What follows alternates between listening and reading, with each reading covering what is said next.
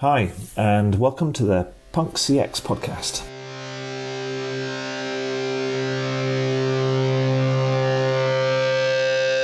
My name is Adrian Swinsko, and I'm an advisor, best-selling author, speaker, and general explorer when it comes to customer and employee experience.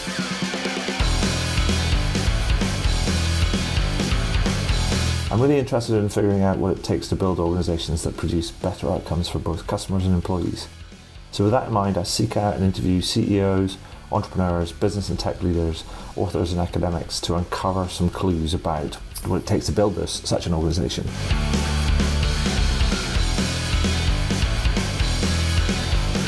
Now, some of you may know the podcast as the Rare Business Podcast, but I decided to rename and rebrand the podcast recently. This is for a number of reasons. First one was to mirror the title of my book Punk CX, which was published in June 2019. 2, because I'm a fan of punk music. And 3, it's just more fun, right? If this is your first time listening to one of these interviews, then hello and welcome. Please do dive into the archives at adrianswinsko.com, as I've now completed over 300 of these interviews in the last few years. If this is not your first time listening, then welcome back and thank you.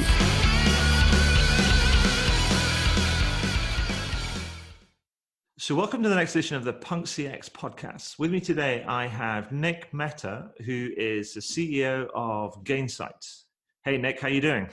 Adrian, it's awesome to be here. Thank you so much. You're very welcome. Now, Nick, for the benefit of our listeners and readers, can you tell us a little bit about yourself and also about the work that you do? Sure. So I'm the CEO of Gainsight. It's an honor to be here. And Gainsight is a software company that helps businesses transform the way they think about their customers. We feel like a lot of businesses today look at their customers in a very reactive fashion. They sell the customer, spend all this time trying to convince them. And then after the sale, they wait for the customer to call them for help, right? But the reality is, in new business models, because the customer is paying you as they go, whether you think of SaaS or cloud or any kind of modern business model, if you're not proactive with that customer after the sale, making sure they're getting value, making sure they're using the product, making sure they're seeing the ROI, then they're not going to stay with you. But if you are proactive, they're going to stay with you, they're going to spend more money, they'll be an advocate. And so we build software that helps implement the process of being more proactive post-sale in a scalable way. We call that customer success. That's been a very popular term. And we help do that for about 700 B2B organizations, a lot of tech companies, as well as in a few other industries. Awesome. Now, the reason why we want to get, apart from wanting to talk more about that and the work that you do, you're also a writer, and you've written, I guess this is your second book, or is it an update? It's your first book. Second book, that's right. Second book. And the new one is called The Customer Success Economy, Why Every Aspect of Your Business Model Needs a Paradigm Shift. I was like, first of all, congratulations on writing the second book. Thank you. And so tell me about the book and how did it come about and who's it for and what's its main thesis? Yeah, totally. So given what I do, I'll click in a little bit more detail. I meet with CEOs, chief customer officers, chief revenue officers, chief product officers at a lot of mid to large size B2B businesses. And I talk to them about their customers, post-sale broadly, right? And I enjoy talking to customers. I think you do as well. And so I've probably met, over the 8 years I've been doing Gainsight, 4,000 or 5,000 companies. Mm-hmm. And in the early days of Gainsight, we saw this kind of starting movement called customer success, mainly in software as a service business. That's where it started. Yeah. Think of a company like Salesforce, who really was the original practicer of this concept. Mm-hmm. Software as service companies had a compelling event because they were selling software that you didn't pay for all up front. You paid as you go. And therefore, if you weren't using it, you weren't likely to stay. And so every software as a service company created customer success teams. They call them customer success management. Mm-hmm. And that's the 6th fastest growing job in the world, according to LinkedIn. It's really done great. Our first book was all about customer success management and the best practices, the standards as of when we wrote it, which is 2015. Now, subsequent to 2015, it's 2020 now, I probably had another few thousand conversations with companies. And 3 core things evolved that caused us to write a new book. Number one was customer success was no longer just a function. As you know, talking about customer experience or customer success, it's not just a function. It's a company-wide thing, and it's a mindset. It's much more than that, and you've written a lot about that. Yeah. So the first thing we wanted to do was share for companies how can they transform the whole organization from product to marketing to sales to services to support and customer success, all around this more integrated view of the customer journey. So kind of making it much more cross-functional. The second thing we want to do was say, hey, this isn't just for tech companies anymore. We're seeing healthcare companies implement customer success, financial services, telcos, manufacturing. And so we share stories about companies in lots of industries doing this. And then the third thing we want to do is say, hey, the world's evolved. It's 2020. There are some real standards now on things like who should own the renewal if you have a renewing contract. Should it be the CSM or the salesperson? How should you compensate a CSM? How should you measure customer success? So the third thing was updating some of the best practices for 2020. And that's what Customer Success Economy is all about. Perfect. I mean, I was like, wow. I'm like, because I know the first book, and that was more. Yeah. I understand kind of what it is, but now you've taken it's just ballooned, and but I guess my question is going to be well, how because I wanted to give people a flavor of the book, and I wanted to start with a bit of a kind of a dumb question, and you might have already answered this, but actually I'm going to ask it again in a slightly different way. Is you talk about it's moved from it's no longer a function, it's not a function, it's more of a mindset.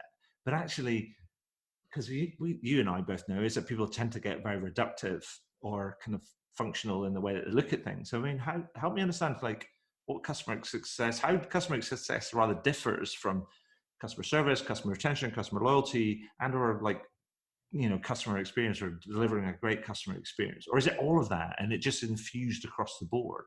Yeah, it's so good you asked that, Adrian, because I think it is confusing, right? There's a lot of different terms and they mean different things in different situations. Not made here. It's not my job. Yeah. Let me take a stab at actually trying to break it down. Okay, cool. Customer support is a very important job. And there's obviously millions of people working customer support, whether that's in a call center for consumer products or it's a B2B customer support. Fundamentally, support is a reactive concept, and not in a bad way. They're supposed to be there for you when you need them. You call, and ideally they pick up the phone and don't make you wait too long, and they answer your question, and then you go on your merry way. Yeah. Right? And that's great, and it's getting better, and people are using more data and technology and AI, and that's awesome. But inherently, it's reactive. And if you think about it, nowadays when somebody buys a subscription product, particularly, it's not just about when I have problems. If I'm not actually using it and getting value, even though it's not necessarily the vendor's fault, quote unquote, I'm not going to renew my contract. I'm not going to stay with them. And you can experience that like all the consumer subscriptions that you either use or you don't use and turn on and off all the time, right? Yeah. And so the same thing is happening in the business world. And so the first difference for customer support versus customer success is about proactively driving to adoption and value. So the customer stays with you. Customer support is being very responsive on the issues that you have. Customer support fundamentally is about an issue. Customer success is about driving to value. So that's like kind of one difference that people deal with. Now you asked another question, which is what about customer experience? What about customer loyalty, right? There's a lot of other terms. And I'd say that in general, like in a lot of other categories, we're broadly talking about similar things, right? Like customer experience. I've read your stuff. It's awesome. You've been talking about this forever, right? And so I think hence the gray hair. Nick, yeah, exactly. Me too, by the way, both of us. Thankfully, podcasts don't show it. So I have a face for radio, apparently. Yeah, exactly. Me too.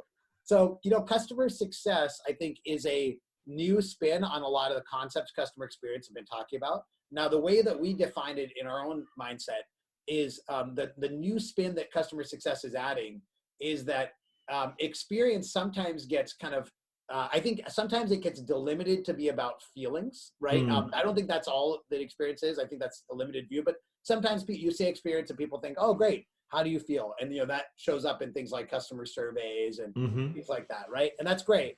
But if you look at a business-to-business transaction, people buy and renew products, not just based on how they feel, but also based on the value they're getting. And so when we put up an equation, because we're kind of a nerdy company, or at least a nerdy CEO, and I say customer success, CS, equals a combination of the experience, CX, plus the outcome, CO. CS equals CX plus CO.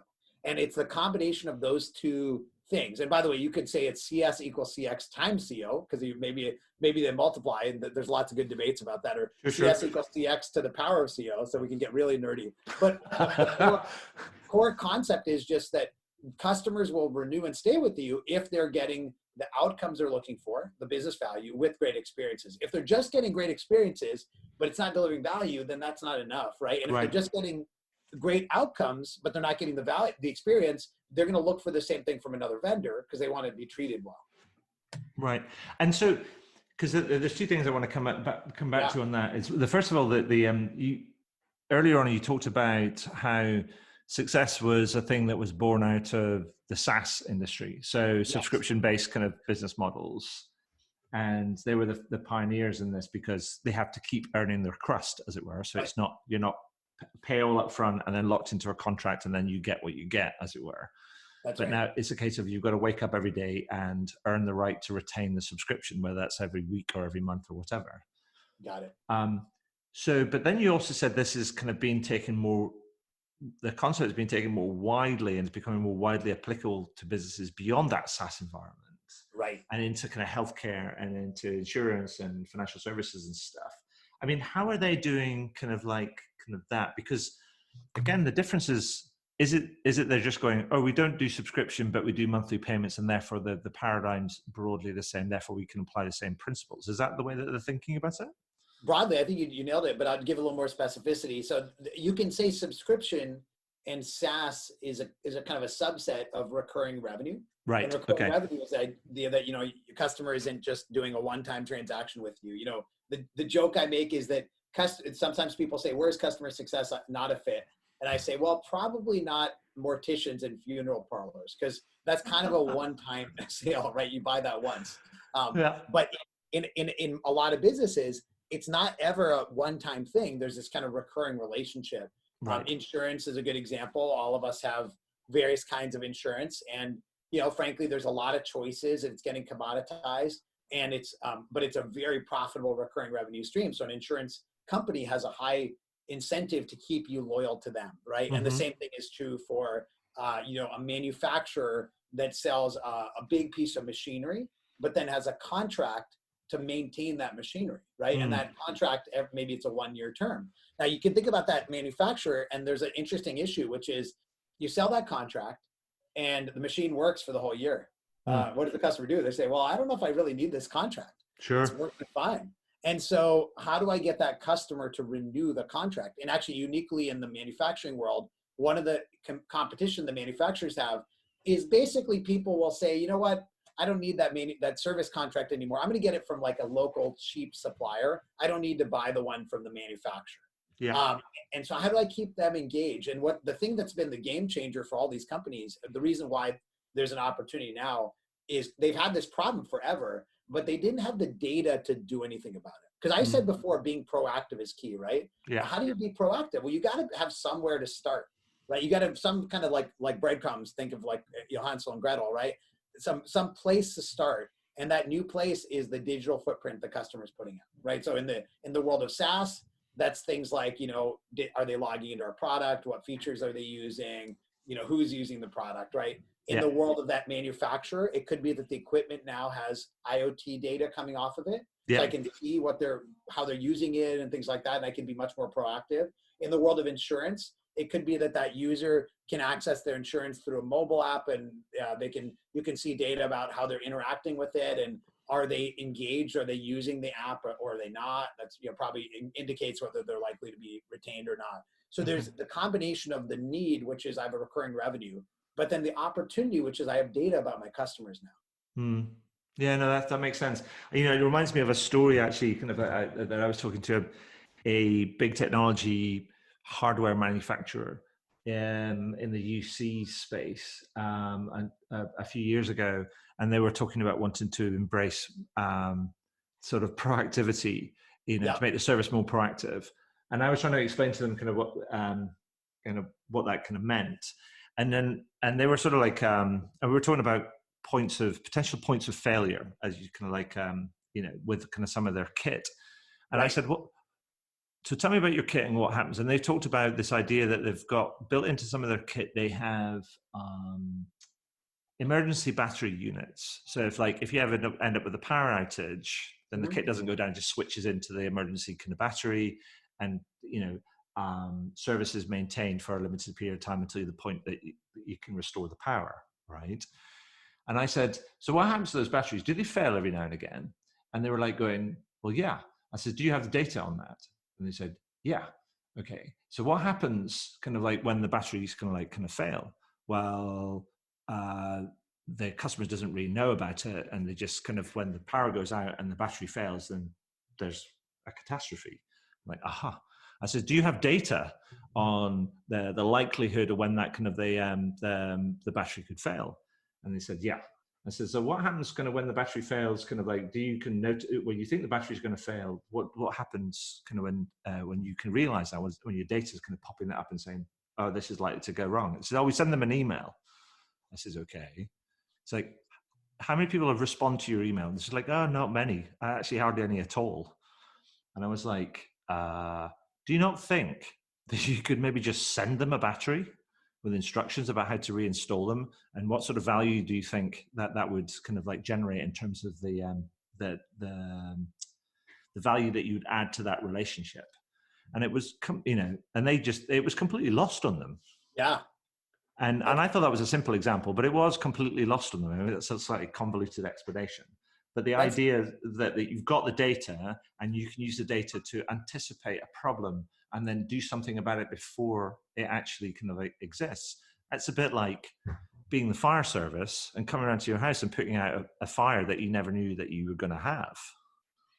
It's so good that you said that, Adrian, because I think it summarizes what I see a lot, which is a lot of businesses have become digital in terms of their products. Mm-hmm. They built out digital products, but they haven't become digital in terms of their customer mindset. Yeah. They haven't said, how do we use this data? Like you said, they haven't said, how do we introduce new services based on this data? How do we change the customer experience? And that's what we're talking about here, is going from digital products to a digital business. Right. And do you think that sort of mindset and things is going to become increasingly important to organizations, given kind of where we're at right now? Because we are now, I don't know if we're in the middle or the beginning or the end of this kind of pandemic. I know that it's probably the end of the beginning, I think. I hope and so. And there's going to be more chapters, I think, right. Whether that's economic or social or financial, whatever, or even more kind of virus and health stuff. But we're in the middle of something. It's a changed reality. Do you think, given that sort of the current climate and the pressures that many firms are on and the economic pinch and all that sort of stuff, do you think that success is going to become increasingly important? Yeah, it's interesting because, well, first of all, the analogy of the novel is a good one, and I'm not. I think it looks like a dystopian novel, and I hope it's not a trilogy or something like that. So it's not. Hopefully, it's not Game of Thrones. Exactly. Yeah, with no ending in sight. But yes, I mean, for sure, what's happened is every CEO has got a wake up call about their business, which is that, wow, my whole business depends on my existing customers.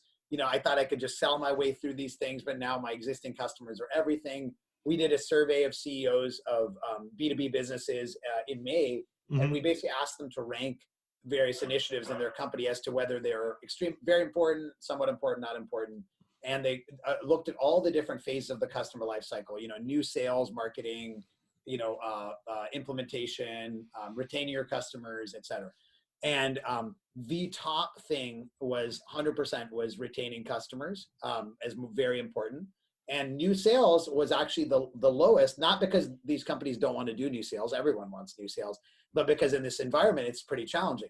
And mm-hmm. so it's kind of created a wake-up call for companies that they've got to double down on their customers. And I'll share a quote from a friend of mine who's a CEO of about a 1,000-person software company. I emailed him, they're Gainsight customers. I emailed him just to check in, hey, how's it going with COVID, and what are you working on around your customers given all this?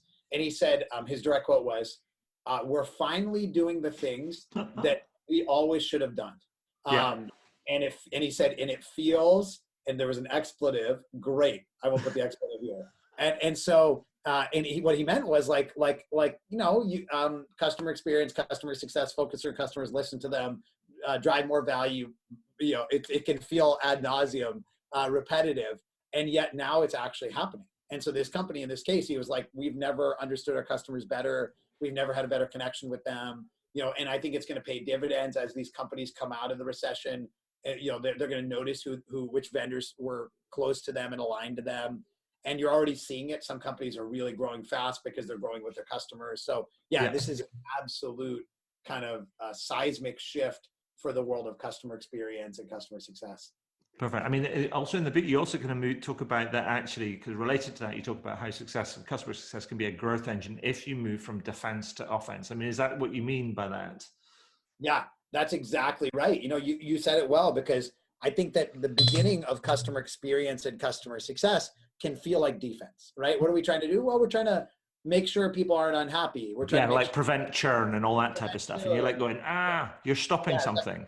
I've heard some companies describe their job as the churn prevention team or the firefighting team, and use your firefighting analogy from before, and that's fine. I think that's just a subset, though. And I think what people are realizing is that the offensive strategy is, you know what, my customers are how I'm going to grow, because at the end of the day, I'm going to grow in 3 ways. I'm going to keep them.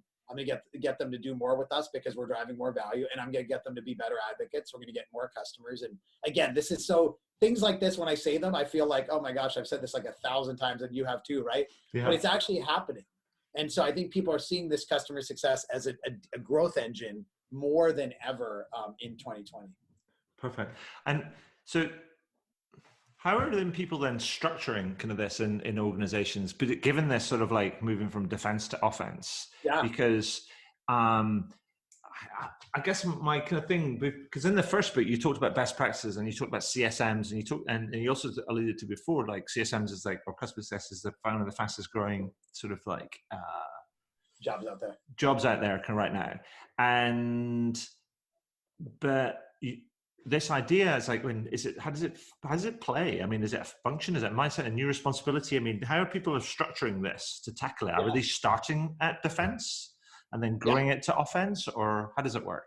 Yeah, I think you have to be realistic that there's a maturity curve, right? And also that maturity doesn't just go straight up into the right. It actually kind of goes and fits and starts in a given company. Mm-hmm. But if you draw the broad narrative, it usually starts on defense of some kind. It could be making our customers happier, getting them to leave less, et cetera, right? And you usually create a customer success team. And early on, honestly, it's not this big company-wide thing. That's just not how it starts. And I think it's a lot like, think about the early days of the internet, which I think you and I are both old enough to remember. And I remember a lot of big companies had, internet divisions. Mm-hmm. Right. And it was kind of like, oh yeah, there's this internet division off doing their thing, right? Just to kind of like make sure we're not, we don't get like disrupted by the internet. But, like Microsoft as an example had an internet division, in 1999, right? Yeah. And then that internet division now sounds quaint, right? Like, oh my gosh, how can you have an internet division of your company? The whole world's the internet, right? And so the starting point is this kind of department. And that's great because you can't start something company-wide. You need a small, passionate group. What ends up happening, though, is they get to a certain point and they're like, we can only do so much on our own. And then usually phase 2 is that often people will take some related functions and put them together into maybe a little bit more of a cohesive customer experience. And you might call that executive function chief customer officer, and there might be customer success underneath that. You might put support underneath that. You might put services underneath that.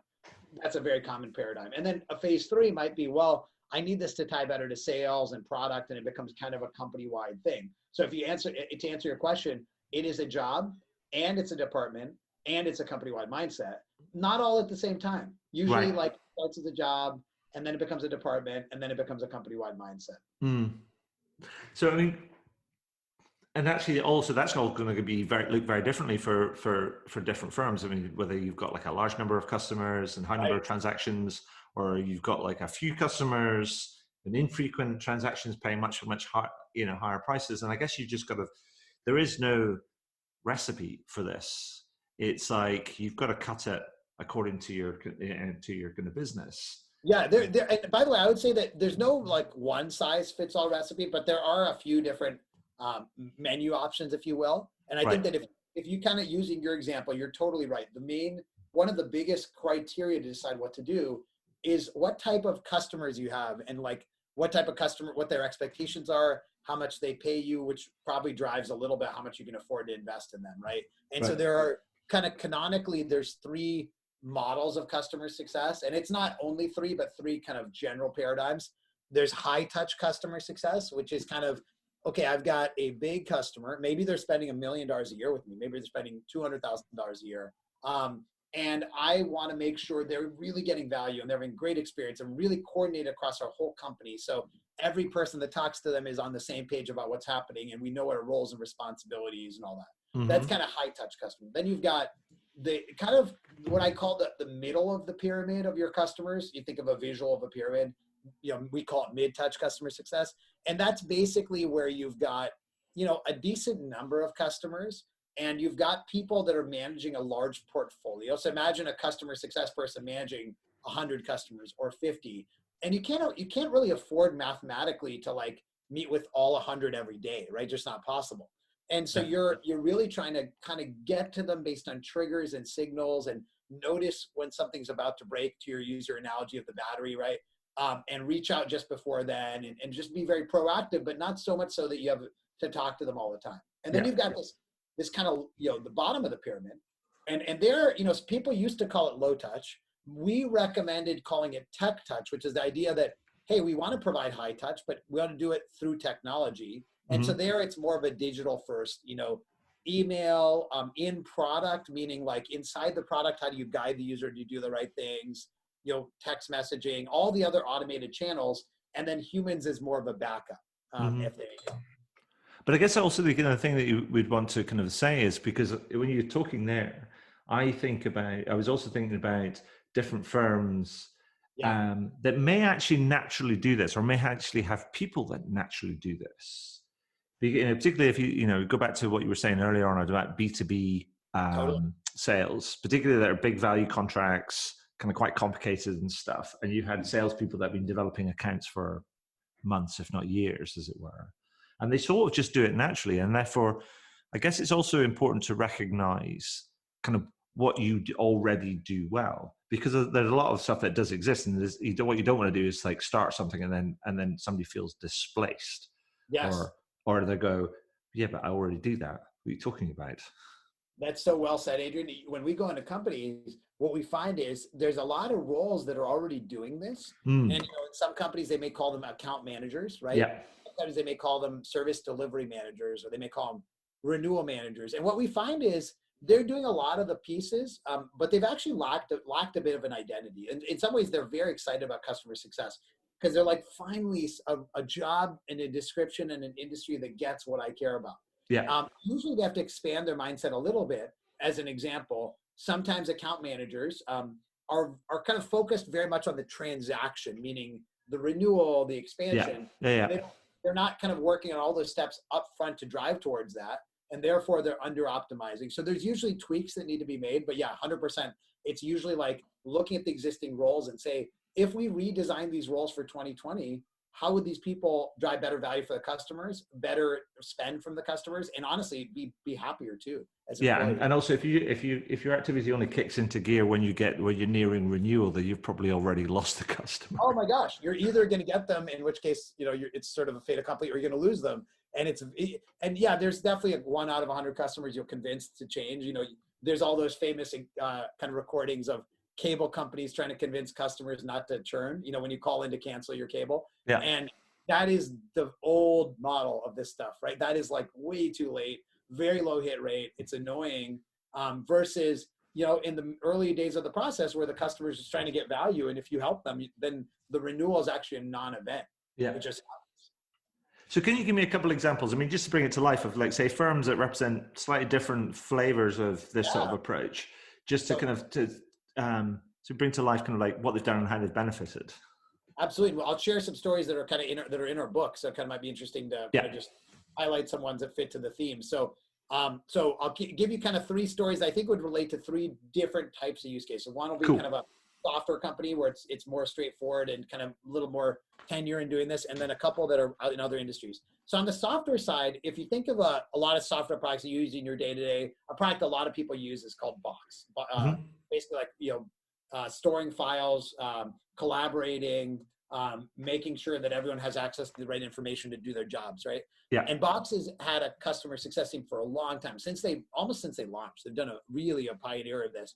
They use Gainsight. They're a great customer of ours. And what they've done really, really well is kind of said, okay, it's one thing to use Box. You have files, you need to go access them. That's great. How do we get our customers to mature in their usage so they're actually getting more value? Because like any product, Box can do a lot of things. It lets you collaborate. It lets you edit documents together. It lets you share things very securely. And kind of looking at which customers are using all those advanced features and the ones that aren't, and saying, how do I get my customers to be more mature? It benefits the customer because they get more value. It benefits the vendor because they're more likely to stay. And so that's a very common paradigm in software companies, is how do I get my customers to do more, use more of the product, et cetera.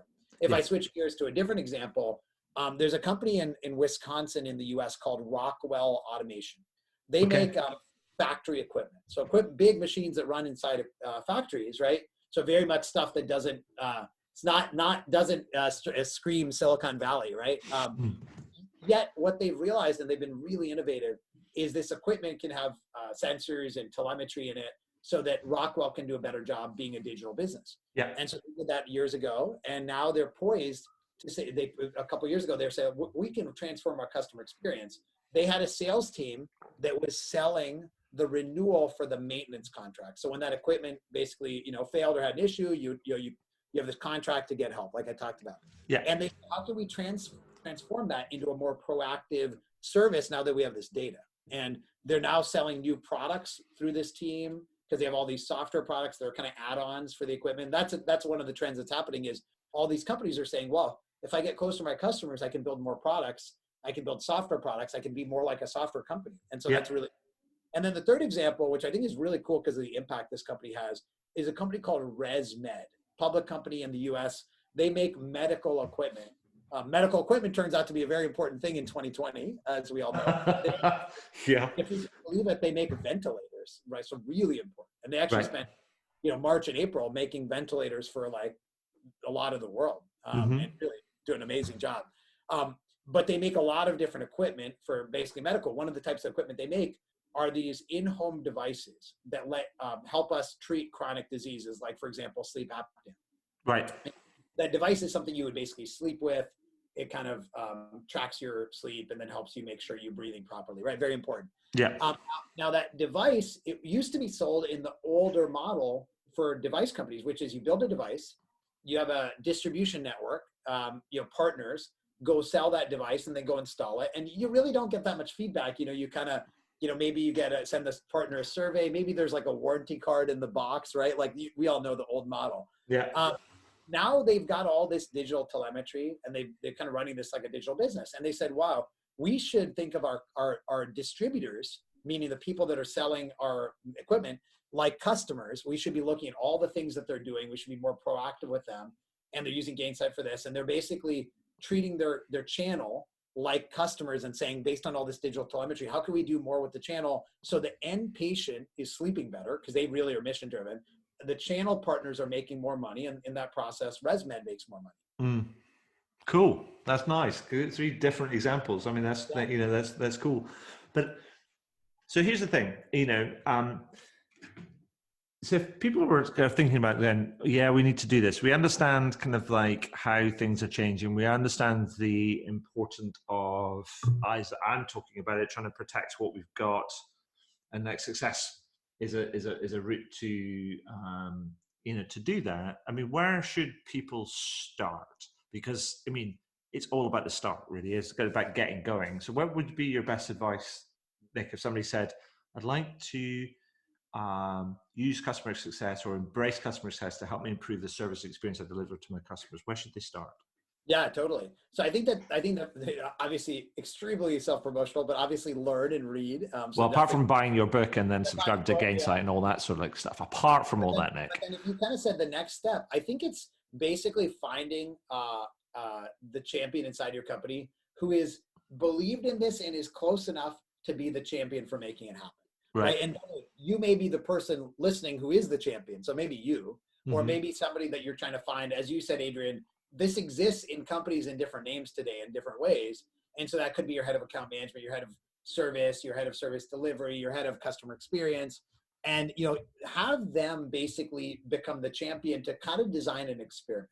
Mm. I see a lot of companies do this well, where they say, okay, wait, what if we took, the top 100 customers or 20 of our customers, or, subset or a region, and had a different model Mm. instead of just the sales and support model. We have this new model where we have customer success driving value. And let's actually run this experiment for 6 months or a year and say, are those customers happier? Are they spending more money? Are they expanding their purchases? Are they using the products more? A lot of companies have started there with an experiment, and the results have been amazing. Yeah. Like huge differences. And so they're like, then they go mainstream. I think that's a good way, if you're an existing business, to think about taking a step. I think that's it's really good. I mean, it reminds me of an example that I remember I was talking to an insurer a while ago, and they were talking about, typical large, so a few years ago, quite a typical kind of large company example where they were talking about, oh yeah, we do digital and we do agile and we've done sort of CX and things. I was like, okay, and they were like, well, yeah, we want to know what to do next. Yeah. And I'm like going, so what relationships do you have with the kind of the core business? Because it was like a life insurance business. And they were like, well, we're over here in this sort of skunk works and they're over there. And they're still sort of 90% of the business and still the most profitable part. And I said, okay, so you haven't leveraged any of the skills that you've got over here to make them more successful. Right. And one of the areas I said that they should focus on with life insurance, one of the things, what we call in the UK is the power of attorney bit. When somebody passes on, then it's left to their relatives to kind of deal with it. Now, most people assume that they have power of attorney in place, but many people don't. And the experience of going through having to, that if you don't have it in place and you have to prove who you are and go through all the fraud and compliance sort of like hurdles that you must go through, is just ugly when you're a grieving relative. And so I said to them, so that if you kind of go and do that and help use your skills that you have, I run an experiment, try and do something digital, something kind of like, that improves that overall experience, then not only will you improve the experience for their customers, you'll improve the experience for the employees, and you'll build yourself a huge amount of organizational social capital. Totally. That will allow you, by making somebody else successful, that will allow you to do all sorts of stuff further down the line. It's so well said. I think it has this multiplier effect. It's not just about your customers, really is about your business. It's about your stakeholders. Absolutely. So, Nick, just switching gears a little bit. I mean, so let me ask you this. I mean, you are there, you're in the middle of this, it's, the success environment, but I'm thinking about kind of like, well, not just success, but like just more broadly, like service and experience and everything else. I mean, what do you think the future holds? What does it look like? What are the main sort of challenges ahead?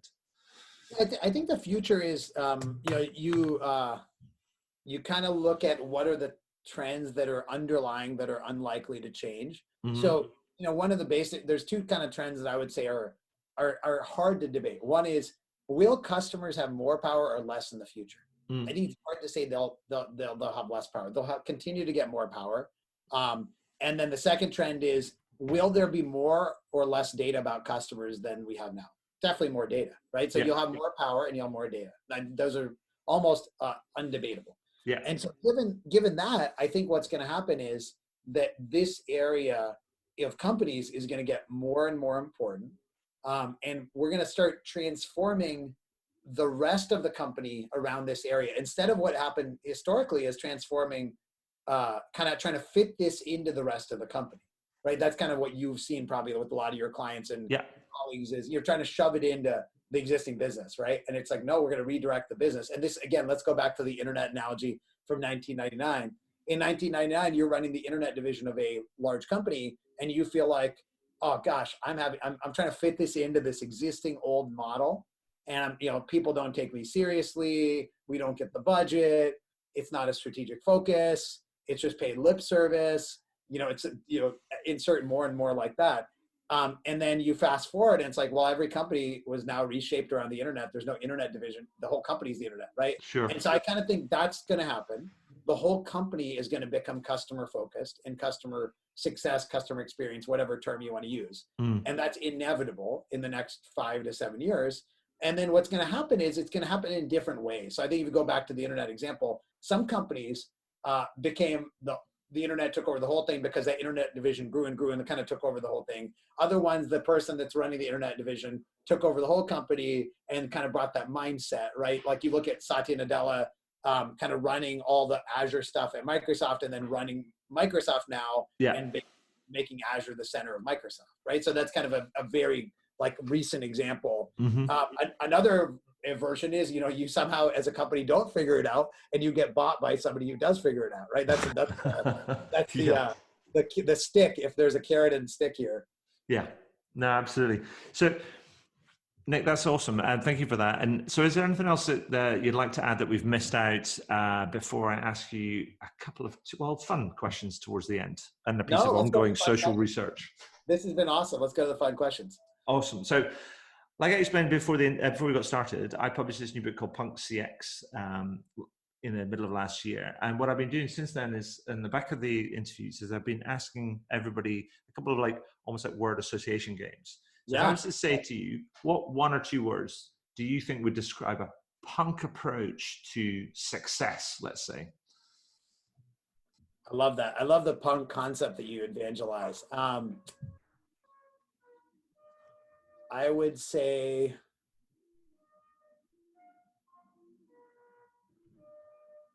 authentically unconventional. And so what I mean by that is that part of punk is not worrying about the rules, as far as I know, but not doing it in a way that it seems like you're forcing it. Right. I have a branding campaign. I want to look cool and different. I saw that worked for Apple. That's not what I'm talking about. It's like, okay, you've got a story to your company and your brand and your promise that is authentically different. Right. And it's being able to bring that out and be a little weird, but in your own personal way. So just real. Real. Yeah, real is probably an even more simple version of that. Yeah. Well, I put it in brackets, real. Exactly. And what company or brand do you think epitomizes that sort of ethos? It's fine. There's so many ones that will become like cliche, like Nike and Apple and stuff like that, right? I'm not going to, there's too many things been said about that. One I think that is, and unfortunately they're suffering now because all airlines are suffering, but in the US, there's an airline called Southwest Airlines. Yeah. And they did, and I think, by the way, I think Virgin before they got acquired was like this too. They basically, Southwest's story was, we're not going to try to be the fancy airline. We're going to be kind of silly. The attendants sing at the beginning of instead of reading out the safety instructions, they kind of sing them or do a rap or whatever. Yeah. And I think it just creates a very authentic relationship with customers. And honestly, I fly a lot, and Southwest, the seating isn't as good. You don't get to pre-assigned seats, but I look forward to Southwest flight more than I look forward to, United, where I have huge mileage status or whatever, because there's a personality, and you can tell, tying to what you talk about a lot, you can tell that it's not just a good customer experience, it's a good employee experience. And I think all of us really aspire to be around people that are at their best and feeling their best. And so when your employees are feeling their best, your customers want to be around you. So that's the one I would use. Awesome. I love that. There's a massive lesson in there for everybody. But Nick, I just wanted to say thank you for that. That's awesome. First of all, I want to congratulate you on the book. Nice job. I know how kind of hard it is to write these things. And just want to say also that thank you for sharing your time and your insight and your experience with us today. That's been awesome. It's been great. We could have gone 2 hours. I do have to go, but thank you so much for the time today. I really appreciate it. Awesome. Thank you.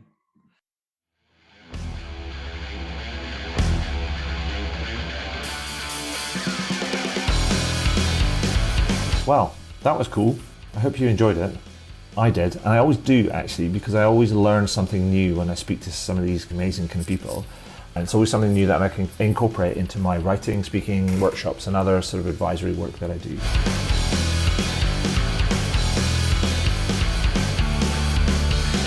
Now, if you're interested in learning about any of that sort of stuff, then you can find out more about how I work with clients over at adrianswinscoe.com. One final thing before I go, please consider heading over to iTunes or Spotify or whichever podcast platform you choose to use, and do leave a review. Every little helps, as they say. Anyway, that's all for now. Thank you for listening, and do tune in again soon. All the very best. Cheers. Bye.